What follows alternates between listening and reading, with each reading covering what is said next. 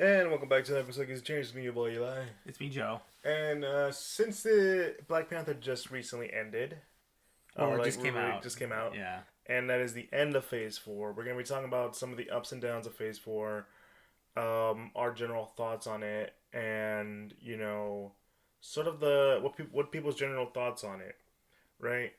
And I know some people are like, well, what about the holiday special? Well, I mean, the holiday special is the holiday special. Yeah. Let me. I guess looking at the broad strokes of the MCU, like of the important stuff that has happened so far in the phase. It's I think the holiday special isn't going to be up there unless friggin' James Gunn pulls a friggin' Shyamalan level twist and it turns out he secretly reveals Nova somehow. Yeah, Which I mean, I don't know. the character he has said he has not cared for. Yep. So I mean, Yeah. but yeah, wouldn't it be a very James Gunn thing to do? Just have him in the holiday special and just be like, that's it. That's it. So not in Guardians 3. Yeah. Yeah, but so we're gonna start off with sort of the general, So the first one for Phase 4 was Spider-Man: No Way Home. Am I correct? No, wouldn't it be actually? Let's look up real quick because I wanted to debate it would be Black Widow, right? I don't think it is. But I can double check for you. Or are you referring to Far From Home? No, Far From Home was Phase 3. Phase 3. It was like That was the end of Phase 3. Yeah, it was the end of Phase 3. No, but I'm pretty sure Black Widow was technically the start. Mm-hmm. Right. No, I think it was a lot. The thing about it, right, is that because of a certain things that happened, it kind of messed around with the initial release date. Yes, I think you are right though. I think it might have been Black Widow first because I do remember that being one of the movies that everyone's like, oh, I want to go and see that movie kind of stuff. Oh, well, but it got hit at Disney Plus, so I can just do a quick search. So yeah, Black Widow was the first of the films. You want to go films first, then TV shows, or do you want to just try to sprinkle in between? Sprinkle in between. Okay. But yeah, I guess the first thing we can talk about is just our general thoughts on those. So obviously we have Black Widow, which was kind of meh. And like I said, it was. I think when we were reviewing it, we said it was okay. Yeah, I think when we reviewed it, which I mean, you can look that video up if you want like our full thoughts on Black Widow. Mm-hmm. I think the overall impression was that it was a solid movie. Yeah, just all right. It just felt Like, it felt like it should have been like beforehand. Yeah, it definitely feels like one of those movies that probably should have come out a while ago because obviously, knowing what happens to Black Widow in Endgame, Jesus,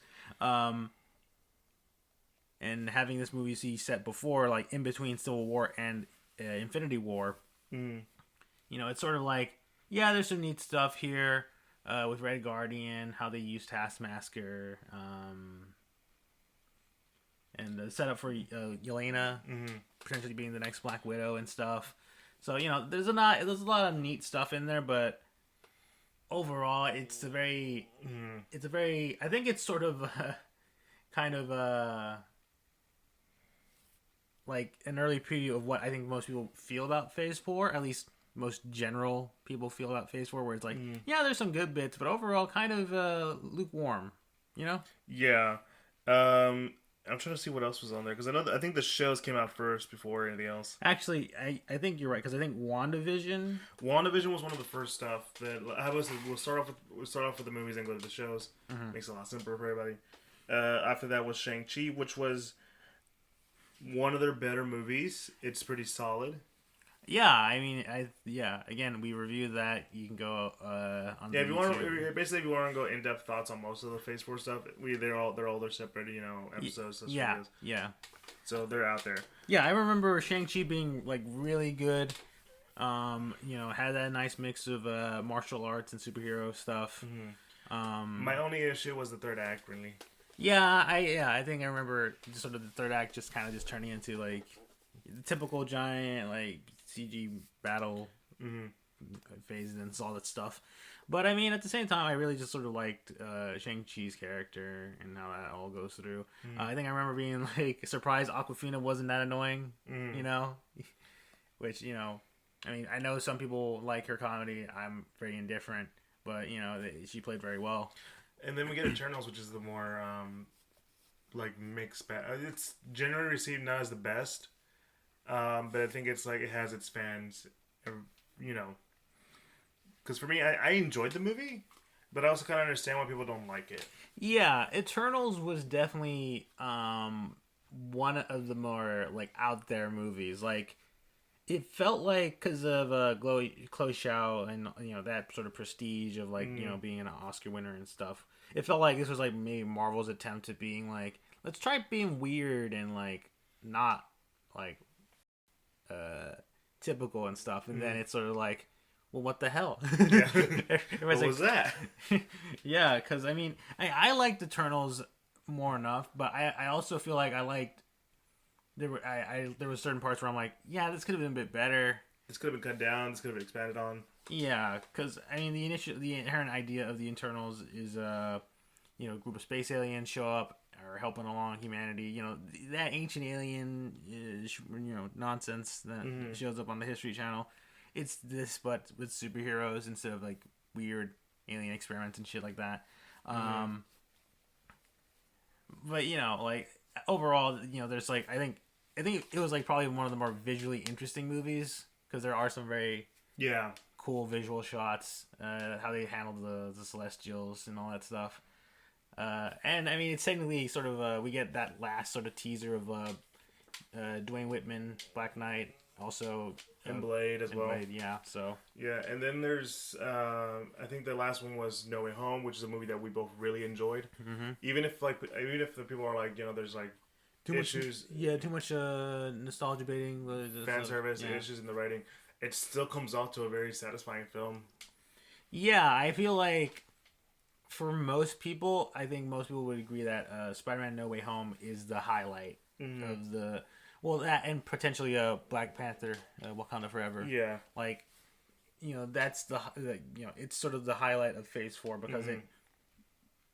I think out of all the movies, really takes the inherent idea of the multiverse because you know this is not going to be the multiverse saga. Yeah. For phases 4, 5, and 6, like it's the one that like takes that multiverse concept and just runs with it. But yeah, you know, it's great seeing Toby and Andrew back in their suits. You know, just sort of the interactions everybody has. Just Tom Holland's Spider-Man just coming, sort of having his sort of like complete journey, and now, you know, just having like just all the sort of storylines coalescing and like the way it ends and all that stuff. Like, obviously, like there's probably gonna be more Spider-Man movies. Like I'm pretty sure like that like they got Tom Holland locked down for a while potentially.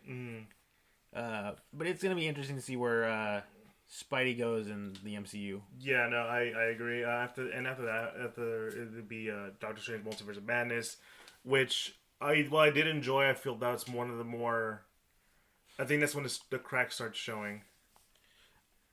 Yeah, I think when you say cracks, you mean sort of like people's fatigue and like, you know, the quality of the movie starting to sit in. Yeah, because I think once that movie came out, there was a lot of discourse. I think coming out of just more how the MCU is right now, and I think that, and I also think the shows at the time were also contributing to that sort of discussion of like, is there too much? And we'll get to the shows too. But yeah, no, Multiverse of Madness, I enjoyed it. I enjoyed it as well. I do think it, you know, and this is me saying, I think we sometimes are, you know, contributing to the idea that we kind of like just like the movies no matter what. But we also like went into like, you know, thinking back, it wasn't that great. Or sometimes we'll be like, even on the spot, we'll be like, yeah, I don't know if this is a good idea. But it's one of those things where like I can take it as a solo thing and be fine with it. Mostly because I feel like the development of that film has been crazy enough. I don't think people tend to like know that or tend to forget that was a thing because they would change directors looking for one. They kind of settled on Sam Raimi towards the end, and they also had to make a new, write the movie a couple more times. Yeah. Which tends to happen a lot. And we've talked about this before about the making of film. Like, it's not, it's not as easy as it sounds. There's a lot more, especially with a high budget film. We can, like, go in and, like, explain how, like, it's not as simple as that. I think I told you this one time, this one story about a friend of mine who he just found out how films are tend to be shot. How for some people they think like, oh, you shoot it as it goes, but no, you shoot this one scene this day, and then you gotta shoot this another scene this another day, and it's all tend to be out of order, and you sometimes an actor would have to have notes to make sure they know what's going on in this scene. Yeah, you have production assistants and all that stuff having to like make sure, literally, like they will have to look at what, like, the props and stuff, make sure hey, what props were in this shot, make sure everything looks exactly the way it is, so that way when we come back tomorrow, we don't, we're not losing our minds and there isn't like inconsistencies in the shot. Yeah, so like, movie making is a tenuous process. They're gonna slip. It does slip. I mean, I think one of the more famous examples in recent memory was in Game of Thrones. In one of the last episodes, there was the Starbucks coffee cup and the water bottle. Yeah, like in the background, like normally, your production assistants or whoever, your prop guys, or hell, even the cameraman's gonna be like, has to pay attention to that stuff because if that stuff's in there, and if people see that, they're just gonna be like, somebody left that in there. Or the boom mic. Oh yeah, classic boom mics that just sort of show up out of nowhere in the shot. Just sort of like this big black thing coming out of nowhere. Just like sometimes you'll see the strings. The strings. I mean, those are a bit hard to get right. Make sure they like don't appear in camera shots. But filmmaking is just a very interesting experience that people don't really know much about. But it is funny. It's never just one take. Yeah, it's never just one take because obviously the director themselves have like, like preferences and stuff of like, maybe go this route or hey, try this scene again, but like be more like angry about it or something like that, So, this is probably the last one before we go back to Doctor Strange: Multiverse of Madness.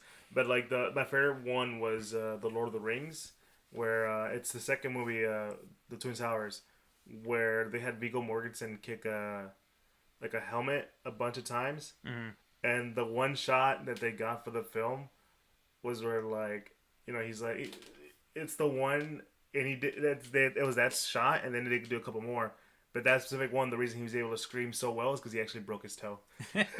Yeah, it's a very funny sort of a experience when you think about it, right? And I'm pretty sure he caught some other ones that are like, this will be good. This will be good. Oh, that one's really good. Yeah, that's the one I broke my toe in. It's like, oh, wow. Oh, Viggo, why didn't you tell me? I mean, I'm committed to the role. It's like we gotta keep going, right? Yeah. So it's one of those things where I feel like that movie had a lot of mess go into it. So not saying I forgive it, but it's more like you have to take that into account. It's not that just like people just don't care or like they're just trying to move fast. But it's also just the fact that, hey, stuff like that happens. You kind of have to like take the shot and take the blows as they give you. Yeah, I mean, there was a ton of like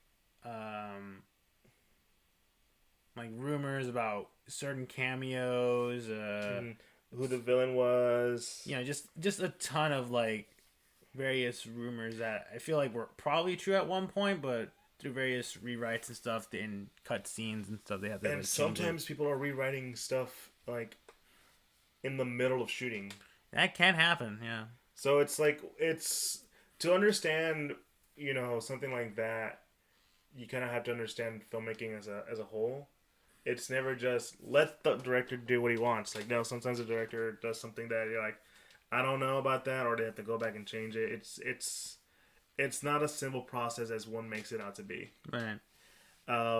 but like I said, Doctor Strange, I feel like is one of those examples, and I, I mean, though I enjoyed some of it, I do feel like it's still kind of meh.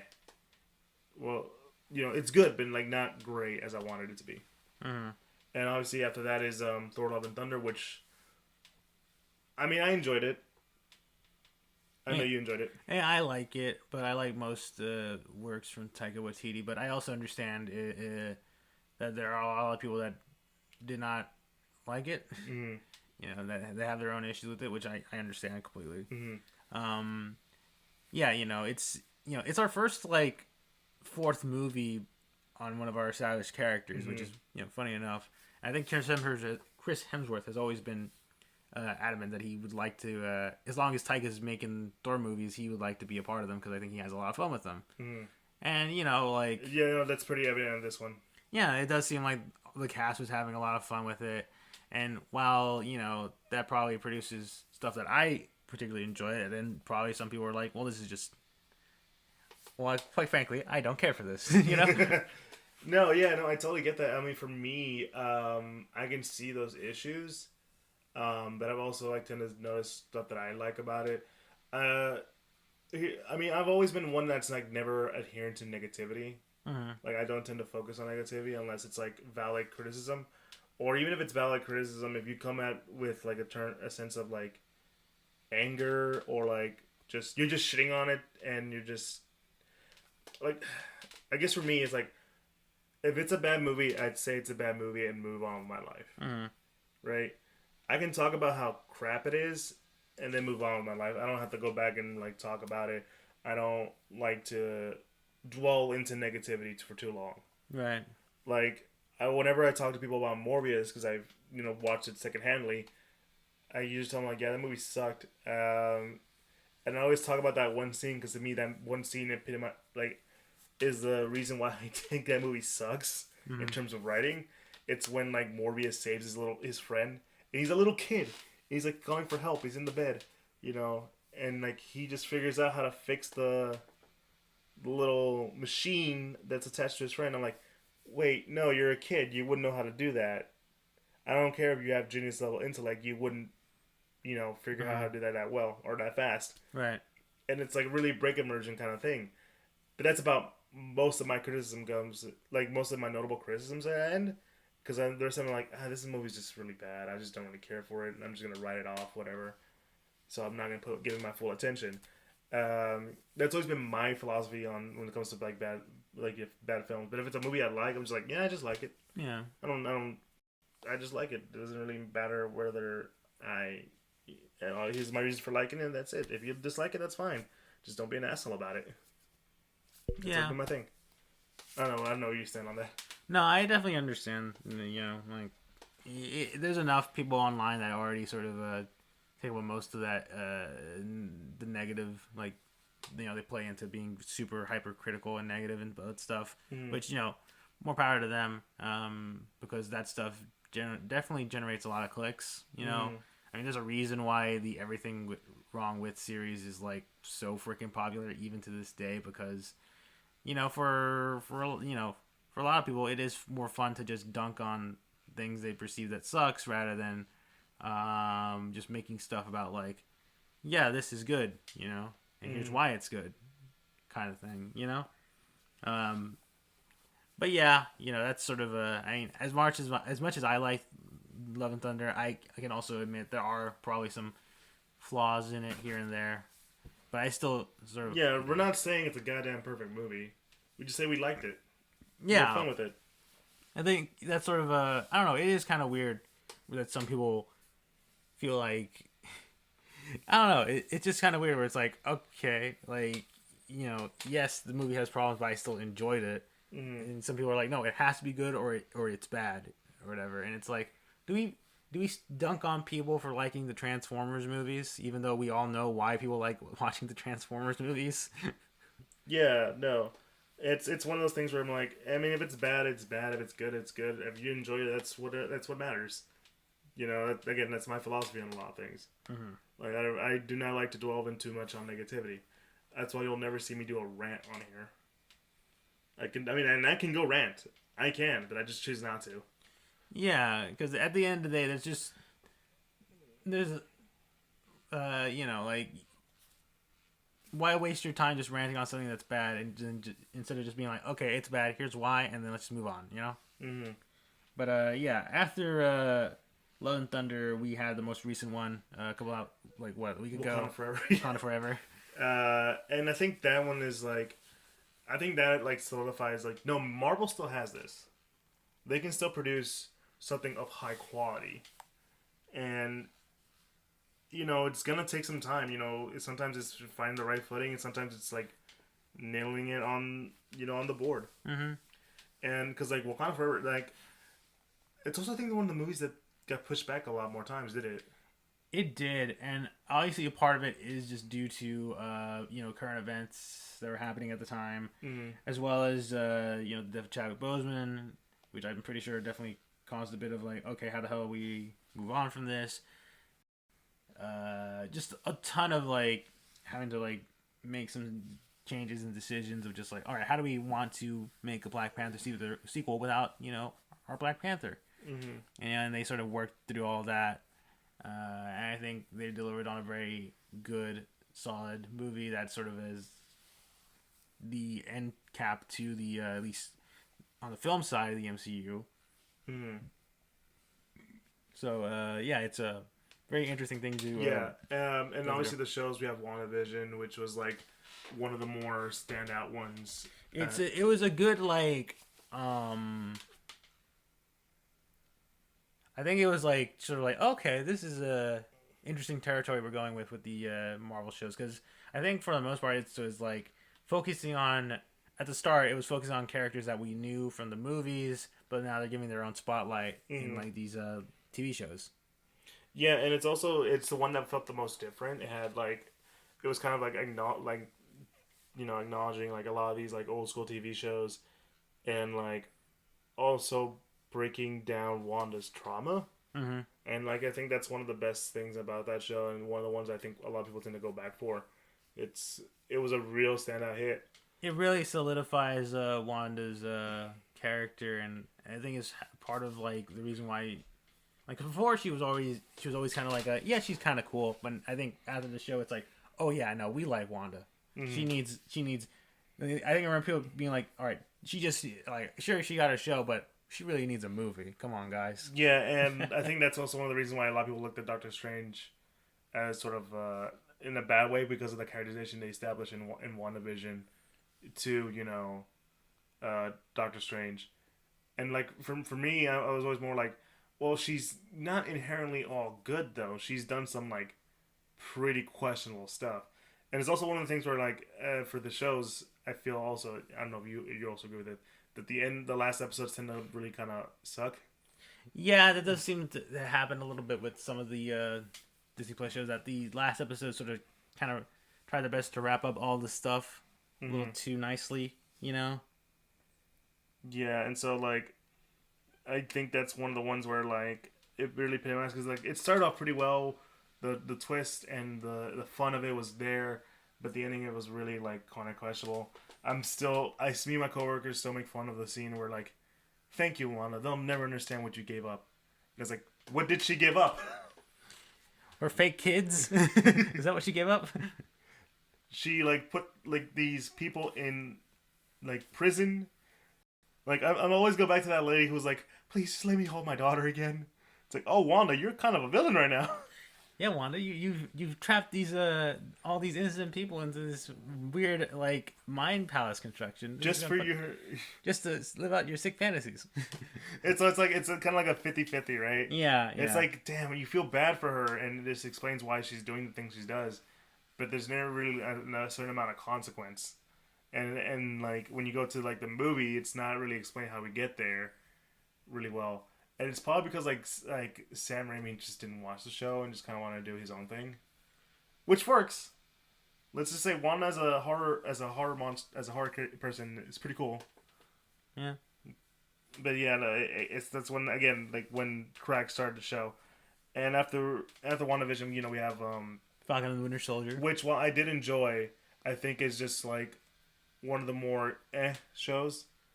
Because a lot of the good things that I really like was sprinkled throughout. and not as the whole show in general.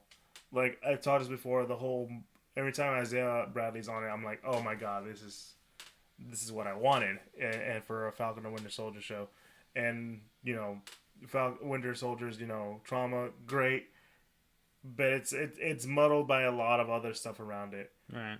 I even thought U.S. agents, characters, story worked well, especially what they were trying to do, and like, but like again, there's some muddiness around it that makes it really kind of like hard for it to be a really good show. I don't know about you. No, I like the show well enough. I do agree that probably out of all the Disney Plus shows, it is the one that's probably the most like I remember saying to myself, like, this is like, I guess, what you expect kind of thing when you're thinking about a Marvel TV show. Like, it wasn't it was like the one that's playing safe, because I think I remember when Phase 4 started, I believe at the time, because I think Falcon and the Winter Soldier was supposed to come out first before WandaVision initially. So I remember saying to myself, like, these, like, the movie and then this show feel like Marvel, like they're like, this is Marvel trying to play safe before getting you to the weird stuff like Loki and WandaVision, and later on, all the other movies and stuff that are sort of more out of the box. Yeah, it does feel like the most safest one, like the one that really like we're just following the formula kind of stuff. And it had that been the first one, but like, I guess people would be like, it's okay. Then like WandaVision comes in and just be like, that was amazing. Yeah. So, reversed, it's like, oh, WandaVision, this is pretty cool, and then we get to like the very normal Falcon and Winter Soldier. But besides that, I liked it enough. Yeah. So, I think it was. I liked it. I think it was fine. And obviously after that will be Loki, which is another hit. I mean, it's getting a season 2. Out of all the Disney Plus shows so far, it's the one getting a season 2, which makes the most sense. Yeah, because WandaVision was cut and end. Falcon Winter Soldier's getting a movie, and this one, yeah, totally. I can totally see a second season of this, and that's the one where it really tries to strip your mind into like what multiverses is, what is a timeline, / if you think time travel is overpowered, no, not exactly. Yeah. And yeah, it's kind of like gives you context of like how, I would say the Infinity Stones because that was a small little plot, but just like how things work, and it's just like another interesting character study of a Loki, not our Loki, the one that was seen in the movies, but a different Loki, and just to establish like Loki in general isn't technically a bad person. He's just it's just the way the dice rolled for him. Yeah, more or less. Like, it is sort of just because I mean, obviously, it is not like the Loki we've seen for most of the MCU, but it is interesting that we do get to see him like go through like a similar not hero's journey, but just a similar character perspective, especially since he gets to learn what happens to the regular Loki. He's sort of like, what the fuck? what happened in my life that led to these events? What the hell? But yeah, it is definitely the more interesting show out of most of the Disney Plus shows. It also has the one that has the most impact because obviously by the end of the show, the timelines start to reemerge again, and sets up Kang as the next big threat in the MCU, who we'll be finally getting to see in movie with the upcoming Ant-Man and the Wasp Quantumania. Yeah. So yeah, that is going to be an interesting thing to see, and I am interested in just where the next season will pick up. No, yeah, I'm interested too. I think it's one of the ones that like really like leaves you wanting more, and it's one that's probably like the most interesting. Like, it looks one of the more different ones, right? And that's we'll wait and see. What if? I liked it until the last episode. Yeah, what if I wouldn't say I disliked it. Mm-hmm. I mean, I think it took the concept of the what if comics and realized them pretty well. It is sort of interesting that they did decide to sort of just bring all those storylines together and wrap it up. I believe it is getting a second season. It is. They're getting like a specific Marvel zombie episode again. I think, or because I know they're getting a Marvel zombie show. Yeah. So like, yeah, it is gonna be. I mean, it's just a nice little side detour. Like, obviously, not a whole lot of what happens in What If gets, like ties into the regular MCU. Besides maybe like bits of like, oh yeah, since we've did the whole Peggy Carter as a super soldier storyline bit for What If. Why don't we just add that cameo into Doctor Strange? You know, all that sort of stuff. Yeah. But yeah, like What If? It's a fine like show. It's a first foray for Marvel for the MCU in animation, and it works well enough. I do agree that the last episode is sort of kind of just like not really that necessary in terms of like, yeah, I get you want to like wrap all the stories together to give it like some sort of like cohesion, but I feel like that's not what If. Yeah, I would say like that's not usually what If is about. It's just having these scenarios play out and just sort of going to the logical conclusion of them. Mm-hmm. You know? And then, so after that was Hawkeye. Which I think was okay. Yeah, I mean, from what I've heard. I tend to forget about it most of the time. I mean, yeah, it really just more or less helps set up more of, like, the next generation, like, for a bit, like, Kate Bishop as sort of, like, gonna be the next Hawkeye. Not to say that, Clinton's gonna go away. Yeah, he's probably still gonna be there, but also is the first show to bring back certain elements from the Netflix shows. Mm-hmm. You know, so yeah, it brings back Kingpin and all, but also brings back Yelena from the Black Widow movie. Mm-hmm. And like it's one of those like it's a setup gap too, like where it's all setting up for this character to join this group or whatever. But I think it's. Again, it's one of those moments where I think for the shows, this is where it starts becoming very meh and kind of like not, I wouldn't say forgettable, but like not as great as they should be. But like there's always like, but it's kind of sad because like there's always like moments of sprinkle of like good character development. Like the fact that they are able to focus on the fact that Clint himself is hard of hearing, and having him use sign language, and the fact that. That scene where he doesn't have his it's not working, he can't hear well, and Kate's like writing out what the kids are saying, and it's like this moment of like it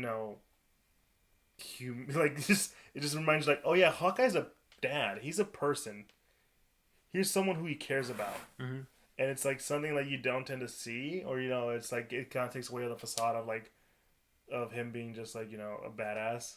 Yeah. Like no, he's got a family he's got to care about. Like something that isn't dwelled in as much as you would hope would be.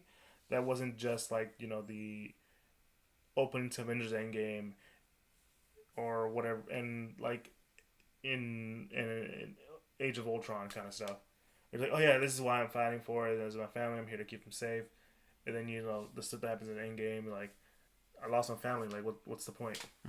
So this one really makes him show, like, I feel, how much he cares about his family. Well, like you said, also establishing, like, a bunch of other characters, because we're getting Echo, we're bringing back Daredevil, we're also, Yelena's doing her things. So yeah, it felt more like a stopgap than anything else. Right. And after that we got Moon Knight, which is a show I liked, but has been very, I wouldn't say hated on, but it's more like, depends on where you stand, it could be bad. I just sort of assume that, from what I've heard, that most criticisms of the Moon Knight show were more on just how he's not as dark as he is in the comics. I've heard it also involves his stance on religion. Well, again, those are ones that I've heard myself. or some that it's not doesn't do well as they do in the comics. But usually for me, it's always like they're doing something different. It's fine. It doesn't always have to be a straight adaptation from the comic. Right. And to be fair, like for the most part, it's definitely out of all the Disney Plus shows, it's the one that's the most disconnected. And it's sort of its own thing, and I think because of that, it works pretty well, you know? Yeah, there's a lot of good in there. Ethan Hawke as a character was really fun. And, like, he is just very much cultish. And, you know, Oscar Isaac, if you've never seen Oscar Isaac act good in his life, this is one of the ones he's going to be doing good. That implies that Oscar Isaac acts bad in most of his roles. Well, he's often in some roles that aren't that great. Listen, he made up for Apocalypse. I'll just say that. Okay. And Poe Dameron. Then again, he was in Dune, so that should tell you how good he was. Yeah. Yeah.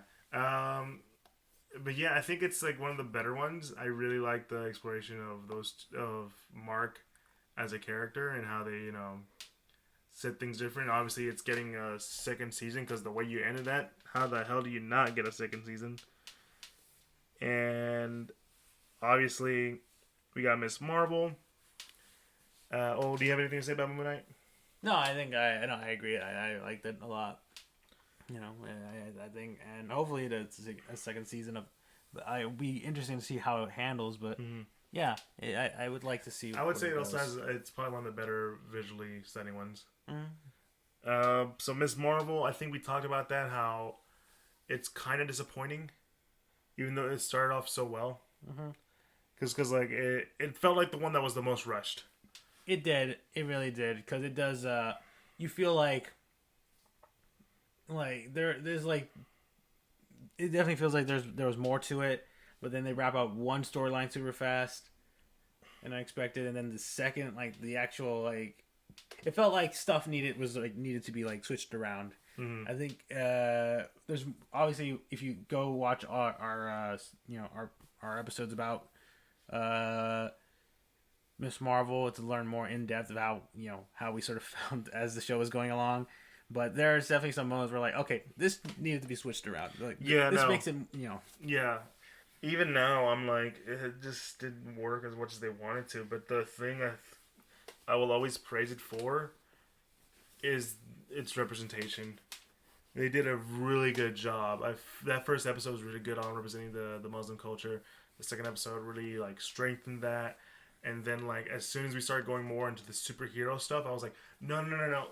Pull it back, because the thing about that made Kamala really great was not only was she a superhero, but she was a person of color. You get to really understand this culture, because it was at a time where you didn't see it that much, and I feel like that's what you should have like went with, right? And I guess technically I Am Groot is one, but we already talked about that. It's fun, whatever. Go check it out. Do we talk about any of the specials? You know, Werewolf by Night? Nah. Not really. I wouldn't say so, because Werewolf by Night and the holiday special, like, they're neat, but I don't think they're necessary in terms of like of the consequences in the MCU. Funny enough, I saw someone complain about the werewolf outfit because it wasn't like, you know, updated like anything else, and I was like, "What are you talking about? It's like Wolfman. It's practical." Yeah, I mean, I think we talked about it in our Werewolf by Night. I think it's a good werewolf design. Yeah, it was more like they went with there's different interpretations of a werewolf, all right, and some people like it some way, some people don't. You can't please them. Yeah, they can't please them. Yeah. Go ahead. No, I was gonna say, after Miss Marvel, we had She-Hulk, which I really enjoyed. I liked it too. I can it definitely has issues, mainly in terms of just She-Hulk's CG. Yeah. Sometimes it looked pretty all right. Other times it's like, well, you needed some more time in the cooker for that one. And I mean, obviously, some other people have different issues with the show.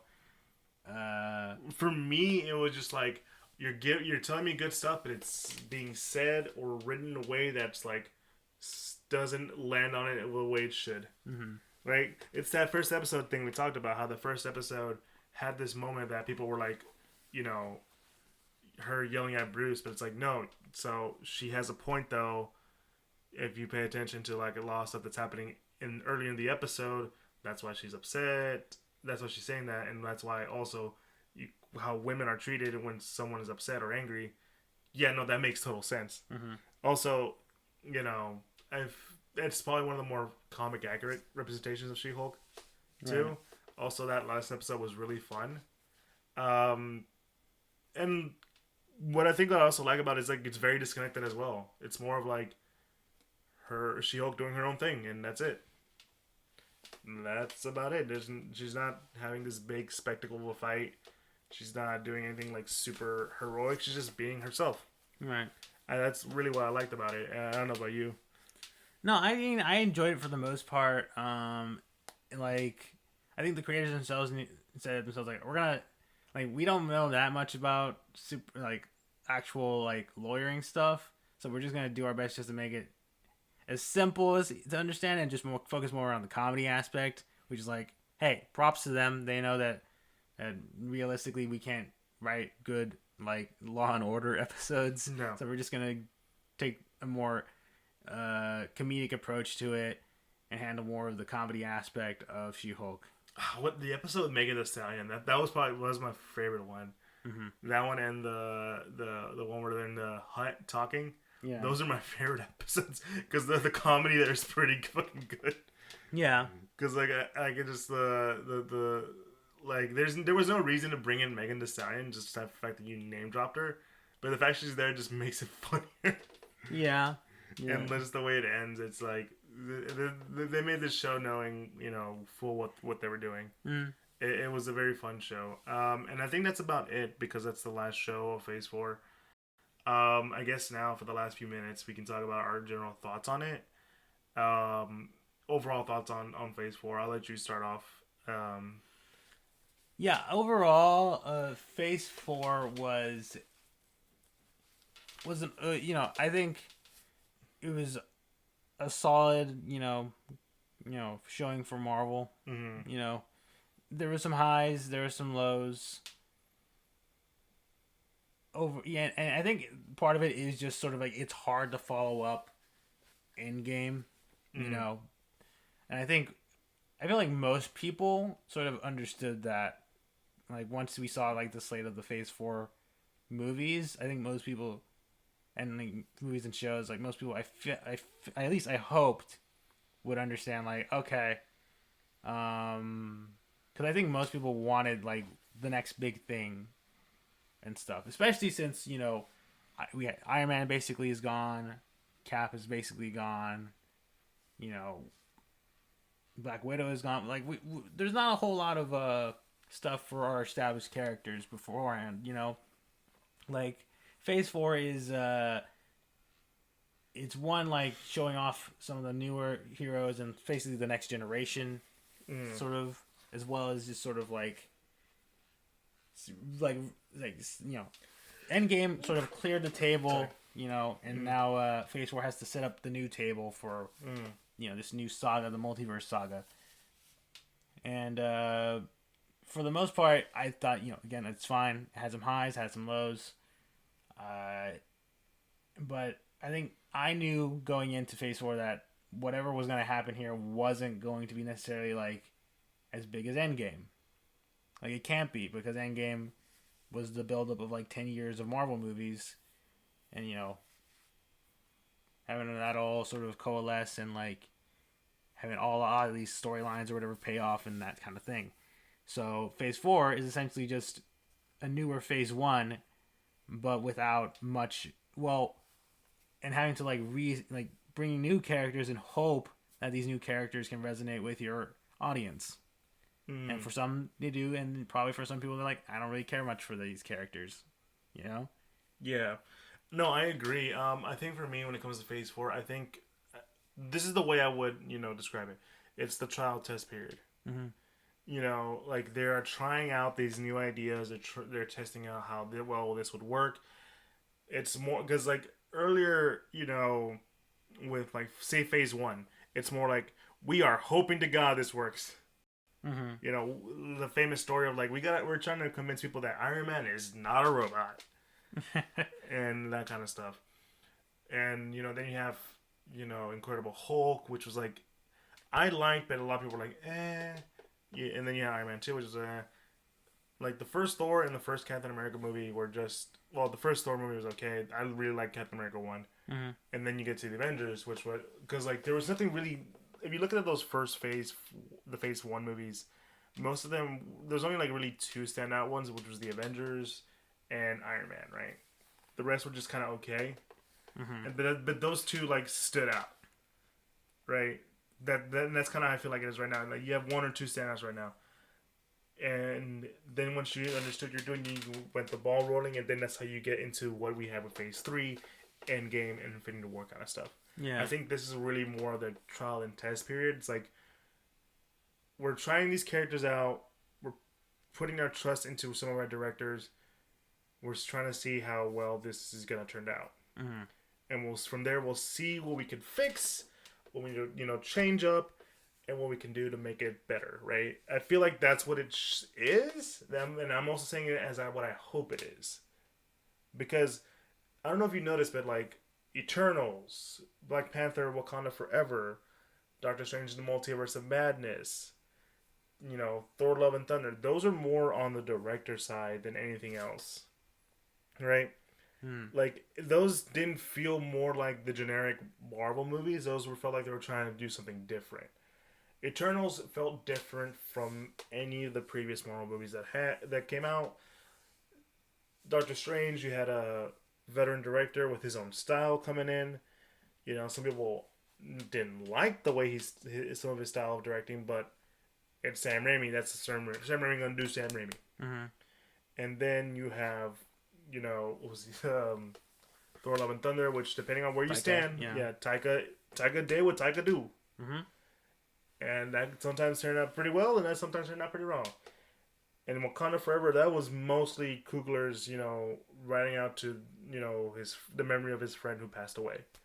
And that turned out to be one of the best movies ever. Not only best movies ever, but like one of the better Marvel movies out there. Mm-hmm. So that's what I'm saying. Like I feel like this is more of like we're letting our directors do what they should be doing.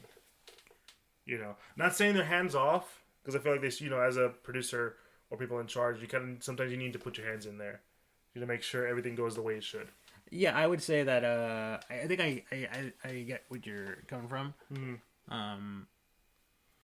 And it does make sense because I feel like that is sort of something that happens sometimes with at least with a lot of big budget movies nowadays, especially with the Marvel movies, where like they get people who don't necessarily haven't made a lot of movies, or rather just haven't done any of these big budget movies, and they sort of like go and like have them do certain things while the Marvel team has like a team of like camera operators and stuff like that to film like say action scenes. I remember that was a thing for Black Widow where I think it had like a different director at one point, but she dropped out because she didn't like how she couldn't just she wanted to direct all the stuff, including the action sequence, even though I think Marvel was like, no, let us handle the action, you handle the rest of the stuff. So I do think that I don't think you're wrong. I think some of these later Marvel movies for Phase 4 do seem more products of like they have a bit more of their their director's touch into them than you could say of other movies that were maybe it's like okay, maybe the director's just getting orders from like say Kevin Feige or whatever, Yeah, but you gotta include this and this and that, but like these ones felt different. And what most people, and they're not big differences too. Because some people are like, oh no, they feel like Marvel movies. Like, no. There's something different. There's a touch of personality, of creativity in there. Something from the directors, right? Especially with Eternals. Because if you read an Eternals comic, it is not like what they did in the movies. It's definitely like the way they did in the movies. Yeah. Even though I feel like they get the same level of representation. But yeah, no, I think... if I think if you're not into it, I think it's gonna be all the same, maybe. But I think this is them trying to do something different, right? In the same way as like DC is kind of like trying to do something different. Though I don't know at this point because of the way it's HBO is. I mean, Warner Bros is going. I have no idea what's going to be happening to the DC universe. But most of the ones that the good ones tend to be different. Some of them good, some of them not so good. Yeah. Like the Suicide Squad was different from the last one. That was a great movie. And then you get into like Peacemaker, which was made to be a show, and see how well that worked. But yeah, anything else you want to add? No, I think that's all. You know. Yeah. No, yeah, I agree. Guys, thanks for checking us out. If you enjoyed what you heard, be sure to follow us on all social medias, Instagram, Facebook, and Twitter. At the Geek Centurions, we're more selective on Instagram. We can find a link to all the podcasts that we're officially part of, like Apple Podcasts, Google Podcasts, Spotify, Apple Podcasts, all that good stuff. And yeah, we also have a link to the YouTube where you'll find find us there with our YouTube channel. Be sure to like, comment, subscribe, hit the bell icon, all the good stuff that YouTube does makes us do. And we have a Patreon if you ever want to support it there. It's there for you. And yeah, that's our thoughts on Phase 4. I think you're right. I think it's an overall meh kind of a showing. But like I said, hopefully they take what they did wrong, tune it up a bit, and try to make something better. There's always room for improvements. I mean, yeah, that's sort of all you can ask for is that Marvel looks at whatever criticisms have been had for Phase 4 and improve and stuff. I mean, considering the reception to say Eternals, I don't think we're gonna get an Eternals 2, but I mean, I probably would see them continuing those plot lines in a different movie. I mean, who knows? But yeah, overall Phase 4, it was all right. It was all right. Nothing to cry home about. Let's just have Wakanda Forever. Right, yeah, I guess. Anyways, guys, me, your boy Eli. It's me, Joe. You guys have a good one. Peace.